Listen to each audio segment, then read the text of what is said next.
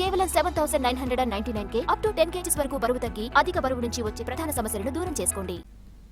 తెలంగాణలో కొత్త విద్యా విధానంపై సీఎం రేవంత్ రెడ్డికి నివేదిక సమర్పించిన ఉన్నత స్థాయి కమిటీ 2025 సెప్టెంబర్లో కొత్త విద్యా విధానం రూపొందించడానికి 7 సభ్యులతో ఉన్నత స్థాయి కమిటీని ఏర్పాటు చేసింది ప్రభుత్వం. కమిటీకి ప్రభుత్వ సలహాదారు కేశవరావు చైర్మన్గా ఉన్నారు.